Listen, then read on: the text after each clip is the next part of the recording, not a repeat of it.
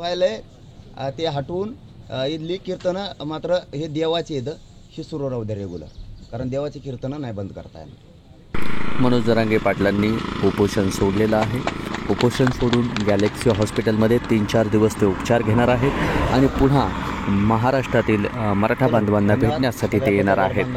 आणि पाटलांनी सांगितलं की मी या आंबड या भागामध्ये जर संचारबंदी केली असेल, ज्या भागात संचारबंदी नाही त्या जागेवरती मी प्रत्येक मराठा बांधवांना भेटणार आहे. पुढचा दौरा आपल्याला अपडेट आपण देत राहणार आहोत. आपला मित्र उदय पिसे पाटील. जय जिजाऊ जय शिवराय हे दृश्य प्रत्येकापर्यंत पोहोचवणं गरजेचं आहे, कारण पाटलांचे विचार आपण पोहोचवत असतो. आणि पाटलांची तब्येतीची काळजी संबंध महाराष्ट्राला लागलेली आहे आणि महाराष्ट्रातल्या प्रत्येकाला कळणं गरजेचं आहे की पाटील आता आंतरवालीतून गॅलेक्सी हॉस्पिटलकडे गेलेले आहेत. जय जिजाऊ जय शिवराय. धन्यवाद बांधवांनो. एकही वायाला जाऊ दिलेलं नाही, एकही. सगळ्या ह्याच्यात यशस्वी सगळ्यांना करून दिलेलं आहे. आजचं आता मी 1-2 दिवस 2-4 दिवस